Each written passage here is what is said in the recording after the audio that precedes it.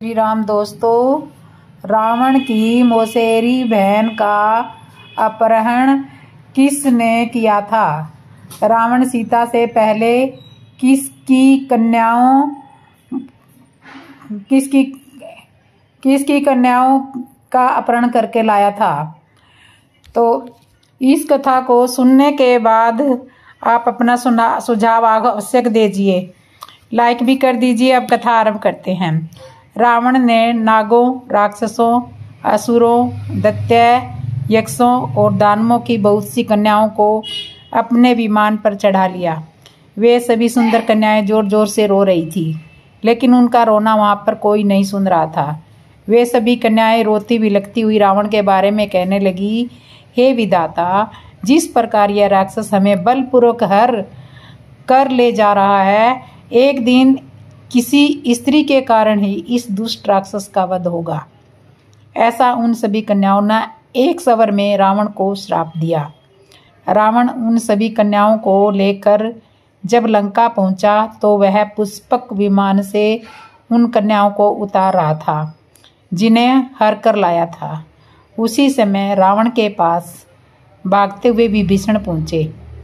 उन्होंने कहा, हे लंकेश, इन कन्याओं के बंधु बांधवों को मारकर तुम इन्हें हर कर लाए हो। आपने यह बहुत बड़ा अन्याय किया है। इस पाप का बदला विधाता ने शीघ्र ही आपको दे दिया है। आपको पता भी है कि हमारी मौसेरी बहन कुंभीनसी का मधु नाम के दैत्य ने अपहरण कर लिया है। आपके इतने शक्तिशाली होते हुए भी वह हमारी बहन को लंका से ही लेकर गया है। हे लंकापति, आपके इस पाप कर्म का फल हमें अपनी बहन के अपहरण के रूप में प्राप्त हुआ है। हम यहाँ श्रोताओं बता दें कि रावण के 3 नाना थे। सोमाली उनके खास नाना थे। सोमाली के बड़े भाई माल्यवान थे, अर्थात केकसी के ताऊ थे। उनकी एक पुत्री थी जिनका नाम था अनला, अर्थात केकसी के ताऊ की लड़की का नाम था अनला था, जो रावण की मौसी लगी। इस अनला की पुत्री का नाम था कुंभीनसी। इस प्रकार कुंभीनसी रावण की मौसेरी बहन हुई। अब आगे की कथा हम सुनाते हैं। रावण ने पूछा कि क्या लंका में तुम लोग नहीं थे? तुम्हारे सामने मधु दानव कैसे हमारी बहन का अपहरण करके ले गया? तब विभीषण ने बताया कि मैं तपस्या के लिए पानी के भीतर रहने लगा। मेघनाथ यज्ञ करने के लिए चला गया था और कुंभकर्ण नींद का आनंद ले रहे थे। उसी समय मधु नामक दैत्य ने आकर हमारे अनेक राक्षस योद्धाओं को मारकर कुंभीनसी का अपहरण कर लिया है। यह सुनकर रावण अत्यंत ही क्रोध में भर गया और मधु दानव को सबक सिखाने के लिए उससे युद्ध कर उसका वध करने के लिए चल दिया। रावण अपनी विशाल सेना के साथ मधु दानव के नगर मधुपुर पहुंच गया। वहां पर उसने मधु दानव को ललकारा, लेकिन मधु दानव बाहर नहीं आया। उसके स्थान पर उसकी बहन कुंभीनसी उसके सामने पहुंच गई। कुंभीनसी ने भयभीत होते हुए अपने भाई रावण के सामने हाथ जोड़कर कहा, हे भ्राता, मेरे ऊपर एक उपकार करो। रावण ने कहा, हे बहन, तुम डरो मत, बोलो तुम्हारा क्या उपकार करना है? तब कुंभीनसी ने डरते डरते कहा, हे भ्राता, यदि तुम मुझ पर प्रसन्न हो तो मेरे पति का वध न करो। रावण ने पूछा, हे बहन, तुम्हारे पति का नाम क्या है? तब उस कुंभीनसी ने कहा कि मेरे पति का नाम मधु है। अब मैं उनके जीवन की आपसे भीख मांगती हूँ। आप मुझ पर कृपा कीजिए। आपने अभी समय मुझे आश्वासन भी दिया है। रावण ने सोचा कि बहन का विवाह तो करना ही था। इसने यदि समय खोज कर मधु जैसे शक्तिशाली दैत्य से विवाह कर लिया है तो मुझे क्षमा कर देना चाहिए। ऐसा सोचकर उसने अपनी बहन को आश्वासन देते हुए कहा कि हे बहन, डरो मत, तुम्हारी बात की लाज रखी जाएगी। रावण की यह बहन बहुत प्रसन्न हुई। तब रावण ने कहा कि तुम्हारे पति कहाँ हैं? उन्हें शीघ्र मेरे सामने बुलवाओ। कुंभीनसी ने अंदर जाकर सोते हुए मधु दानव को जगाया और कहा कि हे पतिदेव, अब आप निद्रा को त्याग कर मेरे साथ बड़े भाई रावण के सामने चलें। उन्होंने तुम्हारे वध का विचार त्याग दिया है। थोड़ी देर में ही मधु, दैत्य और रावण की बहन कुंभनसी दोनों रावण के सामने उपस्थित हुए। रावण ने मधु, दैत्य को क्षमा कर दिया और उससे कहा कि हम देवलोक पर आक्रमण करने जा रहे हैं, तुम्हें हमारी सहायता करनी चाहिए। अब मधु दानव भी रावण का संबंधी बन चुका था, इसलिए मधु दानव ने देवलोक पर आक्रमण करने में सहायता करनी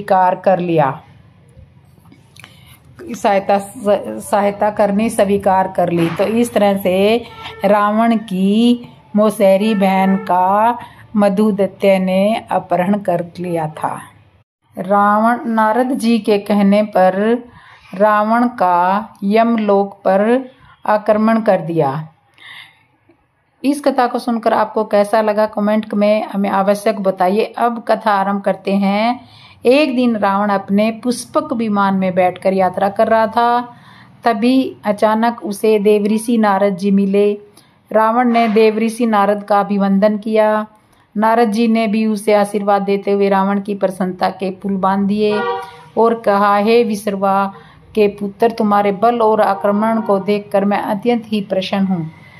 लेकिन हे लंका के राजा रावण, यदि तुम मेरी एक बात सुनो तो मैं तुम्हें वह बात सुनाता हूँ। रावण ने कहा, हे देवऋषि, कहिए आप क्या बताना चाहते हैं, बताइए, मैं आपकी क्या बात सुनने के लिए तैयार हूँ।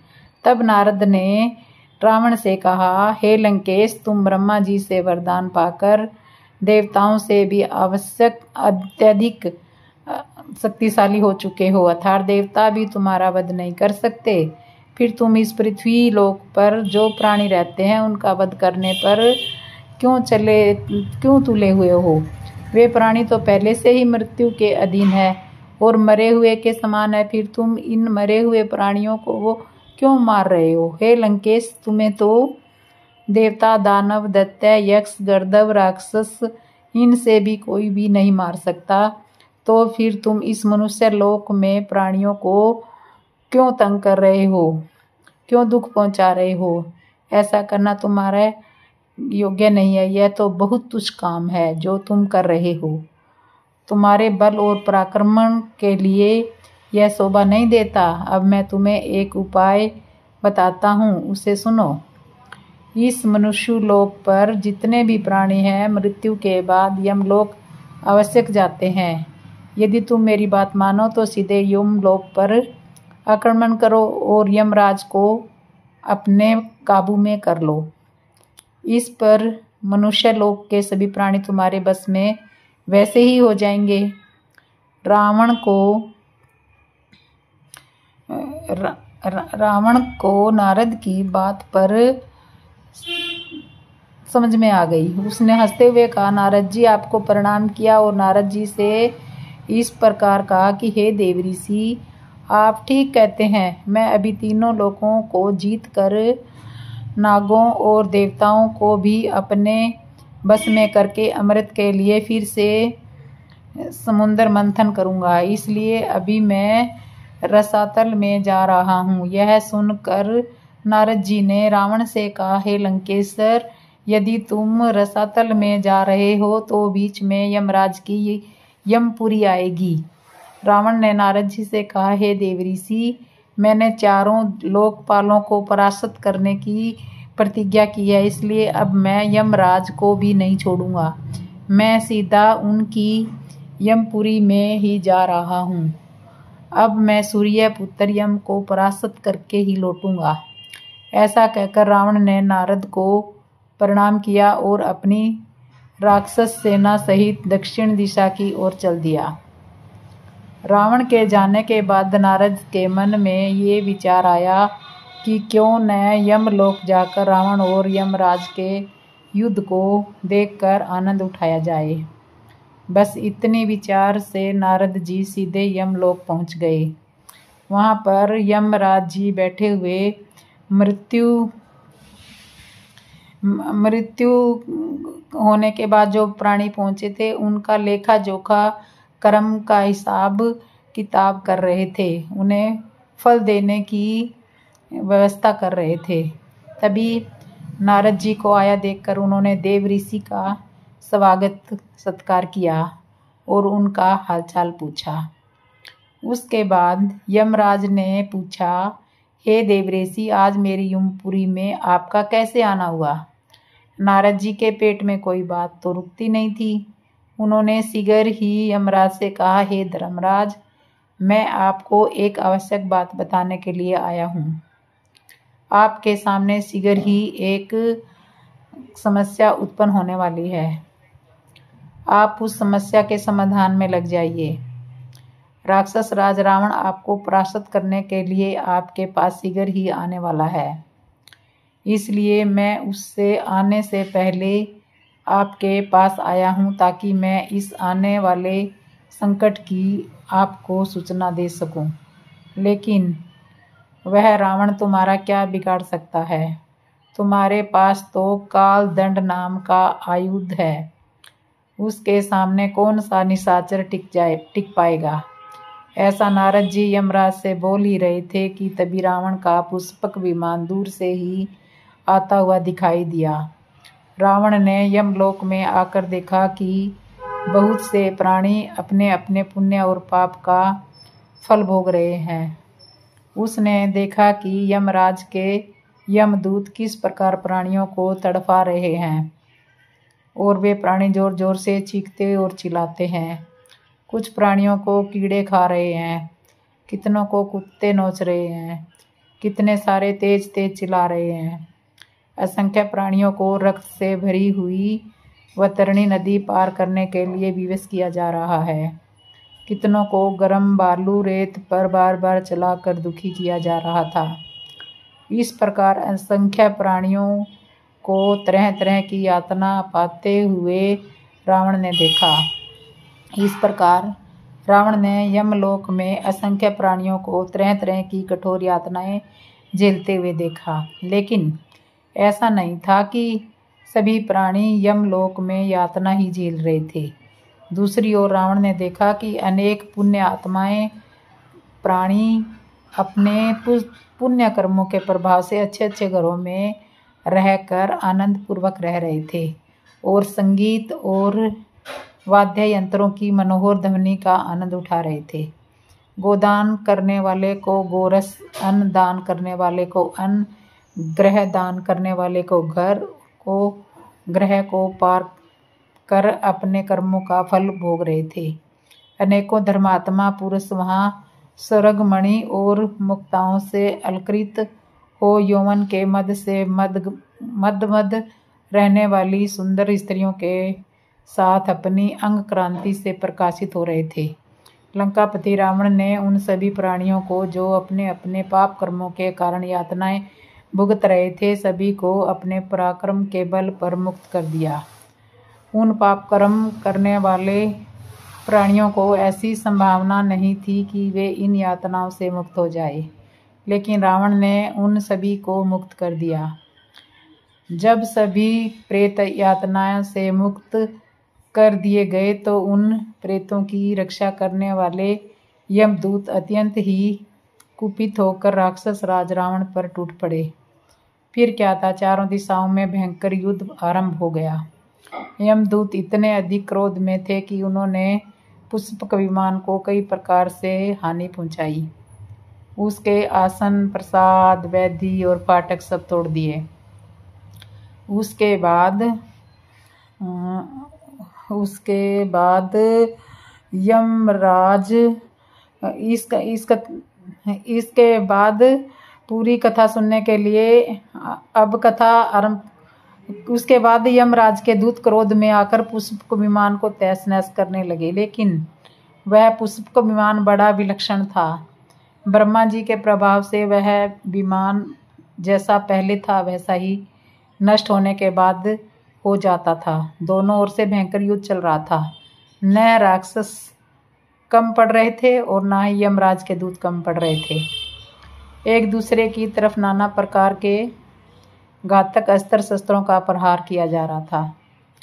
उसके पश्चात यमराज के दूतों ने सेना को छोड़कर रावण के ऊपर ही धावा बोल दिया। रावण पूरी तरह से घायल हो चुका था। उसके बाद रावण ने भी यमदूतों पर अनेक अस्त्रों की वर्षा कर दी, लेकिन यमराज के दूत भी कम नहीं थे। रावण का कवच कट कर नीचे गिर गया था। उसके भीतर से रक्त की धारा बहने लगी थी। रावण शीघ्र ही पुष्पक विमान को छोड़कर नीचे जाकर खड़ा हो गया। फिर उसने अपने आप को संभालते हुए यमदूतों पर प्रहार करना आरंभ कर दिया। रावण ने बहुत भयानक अस्त्र, जिसका नाम पाशुपत अस्त्र था, उससे साधन करते हुए यमदूतों पर छोड़ दिया। यह अस्त्र इतना ज़्यादा घातक था कि युद्ध स्थल में लड़ रहे यमराजों के सारे दूत नीचे गिर पड़े। यमराज ने जब देखा कि रावण ने मेरी सेना को पराजित कर दिया है, तो यह देखकर सूर्यपुत्र यमराज अत्यंत ही क्रोध में भर गए। उन्होंने अपने सारथी को बुलवाया और कहा कि मुझे रावण के सामने लेकर चलो। सारथी ने तत्काल ही एक दिव्य और विशाल रथ उपस्थित कर दिया। उसमें बैठकर यमराज रावण के समक्ष पहुंच गए। उस समय उसके पास उनका मुख्य दिव्य आयुध भी था, जिसका नाम कालदंड था। वह अग्नि के समान प्रज्वलित हो रहा था। अब रावण और यमराज के बीच में भयानक युद्ध छिड़ गया था। वह युद्ध 7 दिनों तक लगातार चलता रहा। इन 7 दिनों में रावण पूरी तरह से शक्तिहीन हो गया था, लेकिन फिर भी दोनों योद्धा भूमि से हटने वाले नहीं थे, क्योंकि दोनों ही विजय चाहते थे। रावण शक्तिहीन होते हुए भी पीछे नहीं जाता था। रावण ने भी कुपित होकर यमराज पर अनेक दिव्य अस्त्र शस्त्रों की वर्षा कर दी, जिसके कारण यमराज भी काफ़ी चोटिल हो चुके थे। उसके बाद यमराज ने क्रोध की सीमा नहीं रही। वह किसी भी प्रकार रावण को नष्ट कर देना चाहते थे।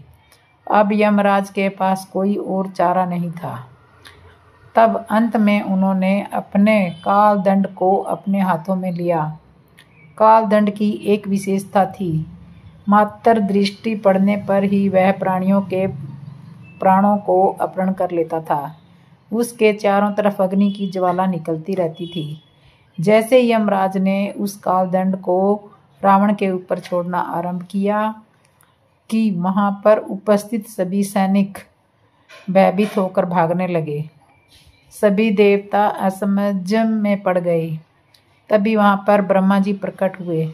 ब्रह्मा जी ने यमराज से कहा, हे सूर्यपुत्र, तुम इस कालदंड से रावण का वध मत करो, क्योंकि यह देवताओं के द्वारा नहीं मारा जाएगा। मैंने ही ऐसा वरदान इसको दिया है कि तुमने इस कालदंड का उपयोग करके इस राक्षस को मार डाला तो मेरा वचन झूठा पड़ जाएगा। इसलिए तुम्हें मेरे वचनों का झूठा नहीं करना चाहिए। वह अत्यंत ही तेजस्वी कालदंड था। इसको पूर्व काल में मैंने ही बनाया था। यह किसी भी प्राणी पर व्यर्थ नहीं होता। इसके प्रहार से सबकी मृत्यु निश्चित रहती है। इसलिए हे यमराज, इसे किसी भी स्थिति में नहीं चलाना चाहिए। ब्रह्मा जी की यह बात सुनकर यमराज ने ब्रह्मा जी से कहा, हे ब्रह्मदेव, यदि आप ऐसा कहते हैं तो मैं इस कालदंड को नहीं चलाऊंगा। जब मैं कालदंड नहीं चला पाऊंगा तो यह रावण मेरे हाथों से बच जाएगा। फिर इसके साथ युद्ध करने से क्या लाभ। इसलिए अब मैं इसकी दृष्टि से ओझल हो जाता हूँ। इस प्रकार कहकर यमराज रथ और घोड़े सहित वहीं अंतर्ध्यान हो गई। दूसरी तरफ रावण के सामने युद्ध करने वाला अब कोई नहीं रहा। अब उसने यमराज पर विजय पाने की घोषणा कर दी। उसके बाद रावण अपने पुष्पक विमान में बैठकर यमलोक से आगे चला गया। यमराज को पराजित कर रावण सीधा नागों की पुरी भोगवतीपुरी में प्रवेश कर गया। वह पुरी नागराज वासुकी द्वारा बनाई गई थी। वहाँ पर जाकर रावण ने नागों को भी पराजित कर दिया। उसके बाद रावण अनेकों राजाओं को हराता हुआ सीधा वरुण लोक पहुँच गया। वरुण लोक में वरुण जी के पुत्रों से रावण का भयंकर संग्राम हुआ, जिसमें वरुण के पुत्र पराजित हुए। वरुण उस समय अपनी पुरी में नहीं थे, वे संगीत सुनने के लिए ब्रह्मा लोक गए हुए थे। यह बात जब वरुण के मंत्री प्रभास ने रावण को बताई और कहा कि हे लंका के राजा रावण, हमारे स्वामी वरुण यहाँ नहीं हैं, लेकिन उनके पुत्रों को आपने परास्त कर दिया, तो समझो हमारे राजा को भी परास्त कर दिया। रावण वरुण लोक में विजय पाकर आगे को प्रस्थान कर गया। तो इस तरह से नारद के कहने पर रावण का यमलोक पर आक्रमण हुआ। तो दोस्तों, आपको ये वीडियो कैसे लगी कमेंट में ज़रूर बताना, और जिसने भी चैनल को सब्सक्राइब नहीं किया सब्सक्राइब करना, लाइक करना और कमेंट करना। और अब मैं आपको एक छोटा सा भजन सुनाती हूँ, उसे ज़रूर सुनो। चले आओ गोपाल चले आओ, मुरलीधर माधव लाल चले आओ, मुरलीधर माधव नंदलाल चले आओ। आँखों में बसे हो तुम, धड़कन में बसे रहे हो, आँखों में बसे हो तुम, धड़कन में धड़कते हो। ऐसा करो मोहन, सांसों में समा जाओ, कुछ ऐसा करो मोहन, सांसों में समा जाओ। गोविंद चले आओ, गोपाल चले आओ, एक बार प्रभु आओ, चाहे चले जाना, एक बार प्रभु आओ, चाहे आके चले जाना, जाने नहीं देंगे हम, दिखलाना, जाने नहीं देंगे हम, जरा जाकर तो दिखलाना।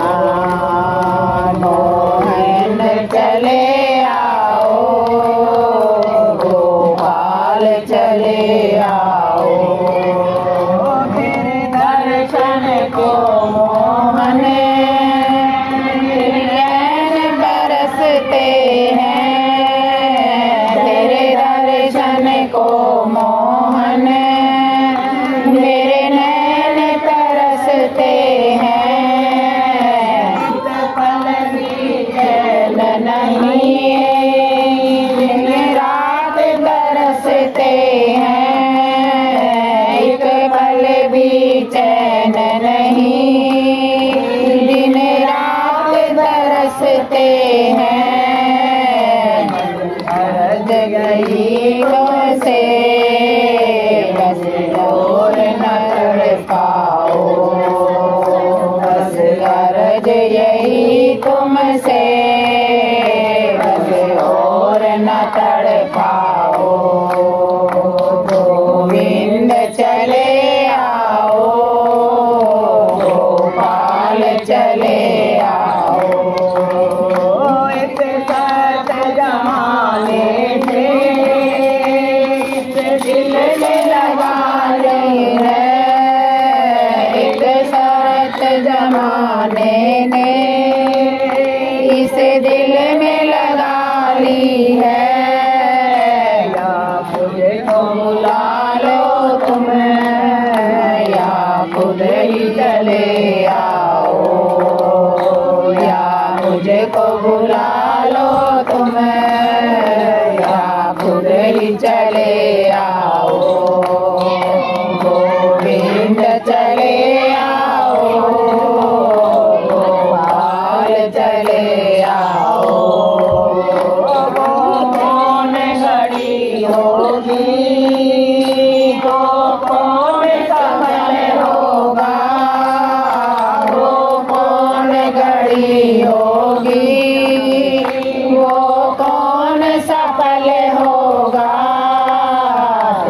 दर्शन करने तेरा जन्म सफल होगा। तेरा दर्शन करे मोहन तेरा जन्म सफल होगा। गोविंद चले आओ गोपाल चले आओ।